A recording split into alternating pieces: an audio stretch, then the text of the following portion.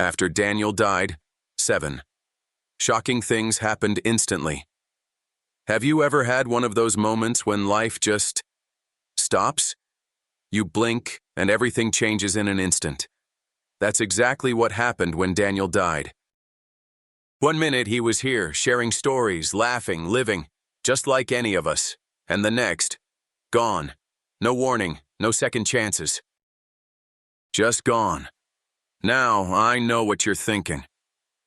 What does this have to do with me? I get it. You didn't know Daniel. But trust me when I say, what happened after his death wasn't just shocking for those who knew him. It shook everything we thought we understood about life, about time, about how we live and how we die.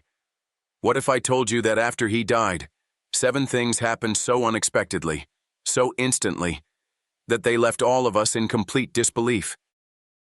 And not just the people closest to him, but everyone around him.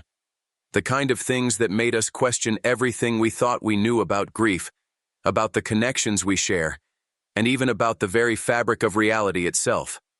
So, stay with me.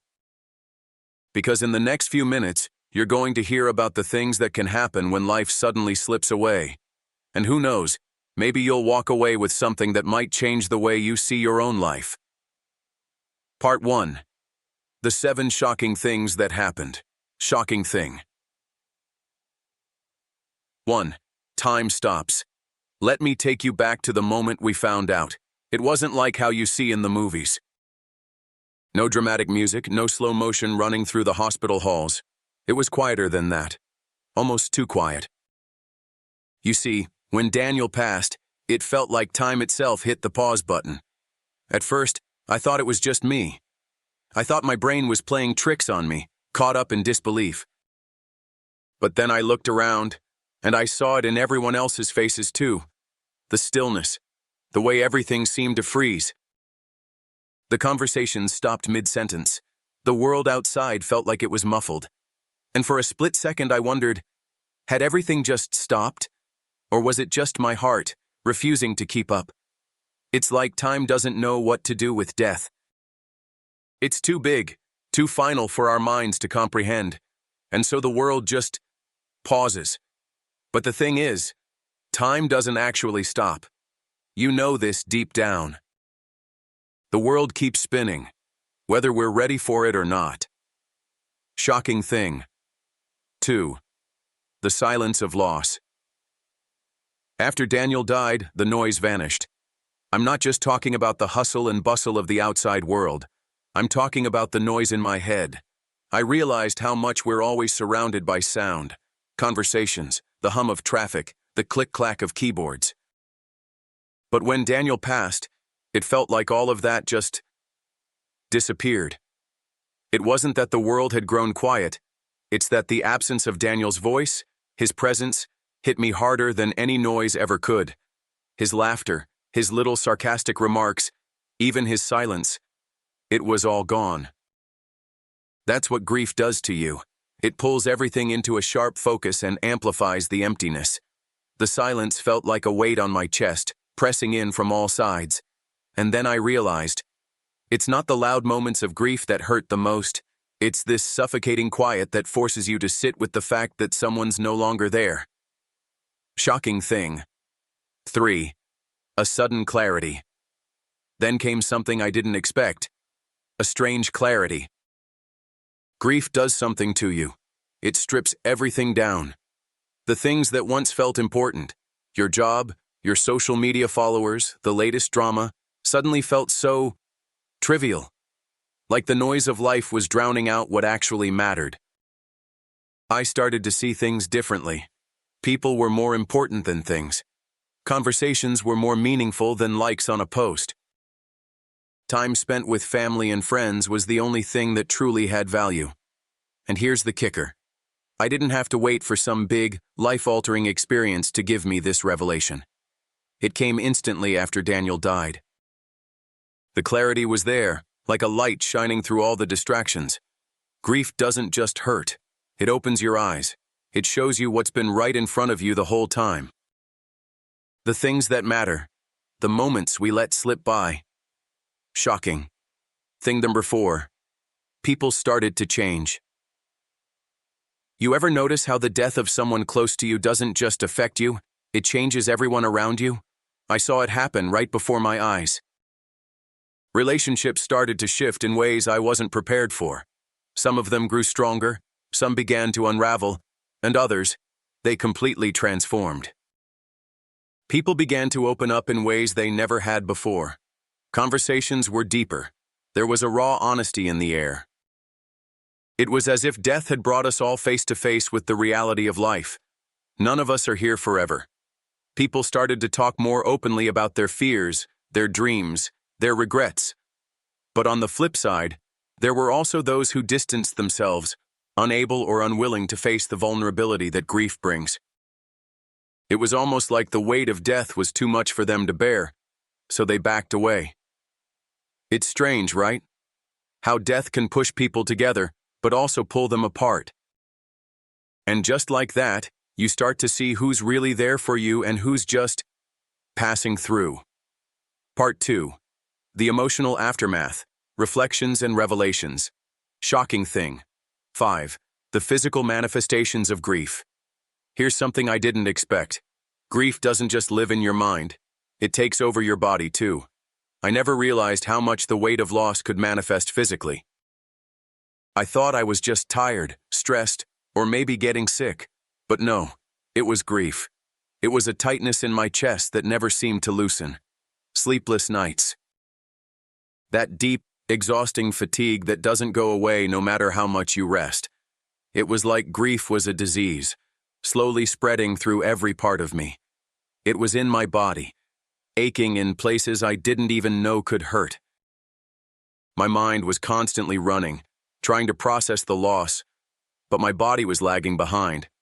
And here's the truth. We don't talk enough about how grief affects us physically. It's not just mental. It's physical, emotional, spiritual. It can drain you in ways you never saw coming. And yet no one really tells you that part. They tell you to stay strong, to keep going. But sometimes, your body just can't keep up. Shocking thing. 6. The dreams and visions. Have you ever had a dream that felt so real, you woke up wondering if it was actually true? After Daniel died, the dreams started. But these weren't just any dreams. They were vivid, lifelike. It was like he never left. I'd wake up and for a split second think, did he call me? Was he here? Some people say that after death, the spirit lingers for a while. I don't know what I believe, but those dreams, they felt like something more than just my subconscious mind processing grief. I started to wonder if Daniel was trying to reach out to me, to let me know that he was okay, or maybe to help me find peace. I wasn't the only one either. Other people who were close to him started to have similar experiences, visions, dreams, strange moments where they'd feel his presence. It was like we were all being touched by something beyond the physical world, something we couldn't explain. And in those moments, I didn't feel scared. I felt comforted. Like somehow, in the midst of all the pain, there was something still connecting us, something that death couldn't take away. Shocking. Thing number 7. A sense of peace. And here's the most unexpected thing of all. After all the chaos, the confusion, and the grief, there came a sense of peace. Not in the way I thought it would come. Not a clean, simple closure. No. It was a peace that crept in slowly, almost imperceptibly. It wasn't the kind of peace that meant everything was okay, because it wasn't. Daniel was gone, and that's a reality we had to accept. But it was a peace that came with understanding, with acceptance. A peace that told us, you've lived your life, and so has he. Now it's time to honor what's left. It wasn't the absence of pain, but the acceptance of it.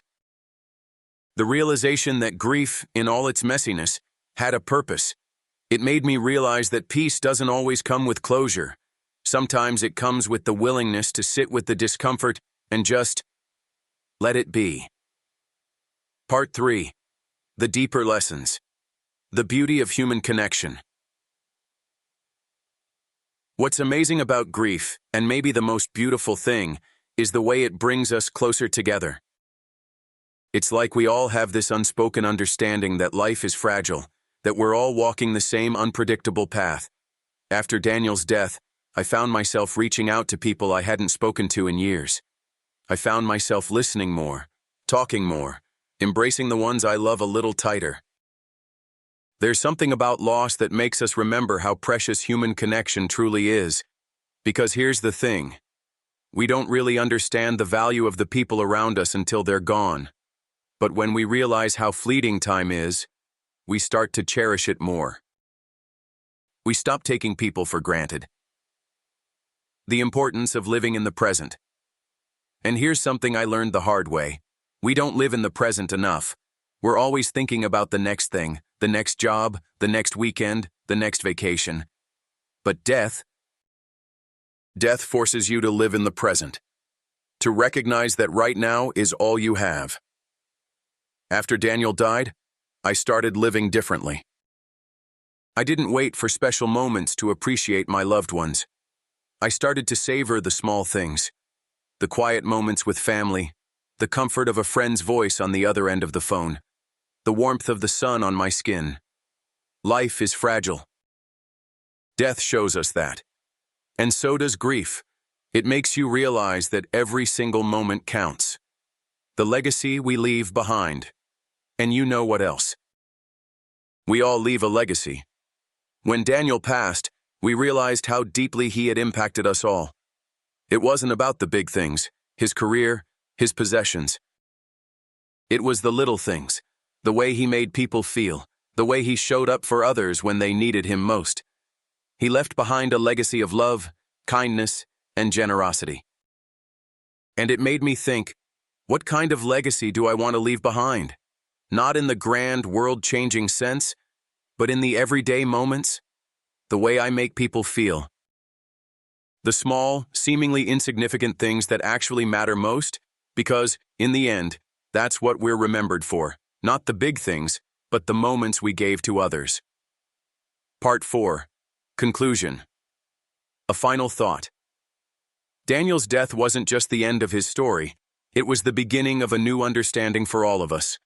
It was a reminder that life is precious, that we're all connected, and that the moments we have right now, these are the ones we need to cherish.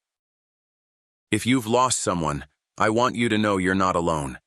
And if you haven't, take this as a reminder to appreciate the people around you. Don't wait for the big moments to tell someone you love them.